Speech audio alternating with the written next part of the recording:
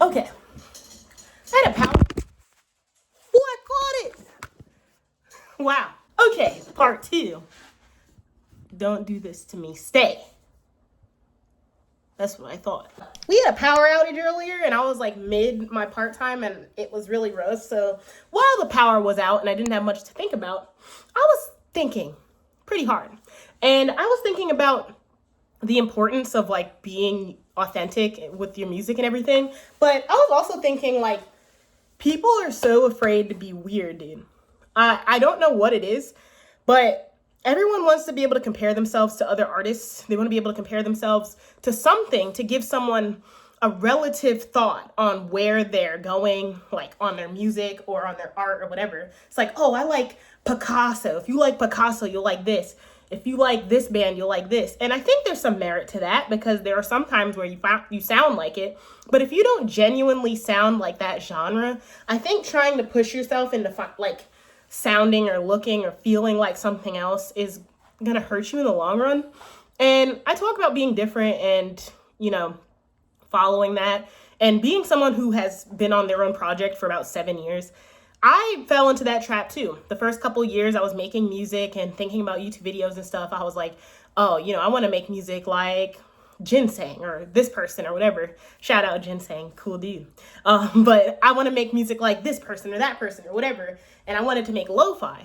And then the more I realized it, the more I realized that being successful wasn't going to be lo-fi for me. Just because lo-fi hip hop rather, because some of my songs are still kind of like a lo-fi vibe because lo-fi is more like a vibe, but like hip hop. Because I had a couple songs that were successful in that realm and I started to get the attention of other lo-fi artists and people who were kind of big in that space. I started to get on Spotify playlists and things like that. And I compared myself heavily to that because I thought that that was the route I wanted to go. And I thought that being able to go that way would make me successful. But then I realized that that wasn't the music I wanted to make. So I made a pivot.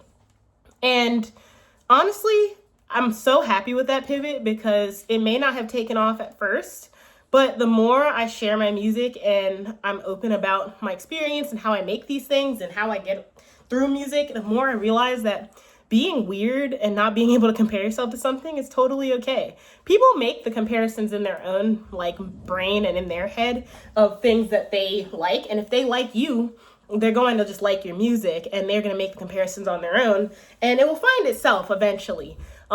If you find that you don't really compare to, if you find that you don't really compare to other artists or you don't compare to other people, I think that's a strength that you can rely on because people like finding things that are different and it's hard to be different in music. Let me be honest. Like it's not easy because, music's been around for a long time and some iteration of it has come around in some form or fashion. It's just putting your own unique spin on it, right? So, people still make rock. They still make electronic. There's still like a genre that you kind of fit into. But the people who make things really interesting and can spice it up are cool. They're different. Not many people can compare themselves to them.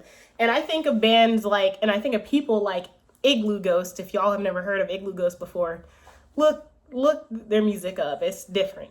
Or like Polyphia or anybody like that. They have interesting music and the artistry really shines because they're not out there to compare themselves to somebody. They're just making what they like and trying to find their audience that will find them.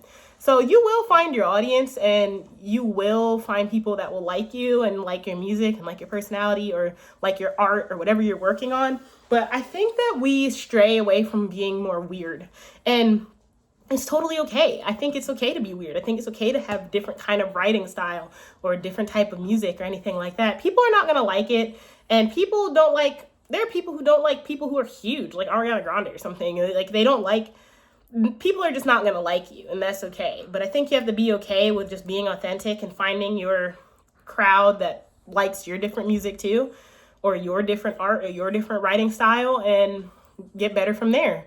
So I find that being creative means kind of thinking outside the box and being okay with people kind of thinking it sucks for a while and then moving on from there.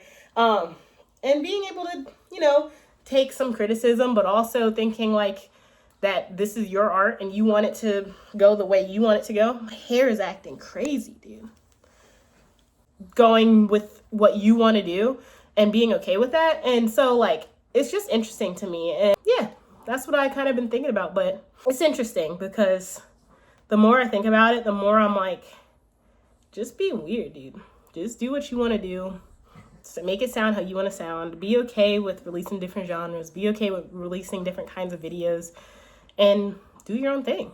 I've been thinking about that all day. So I wanted to kind of share that for day 97. But we're far along in the challenge. And I'm super excited to see you all tomorrow.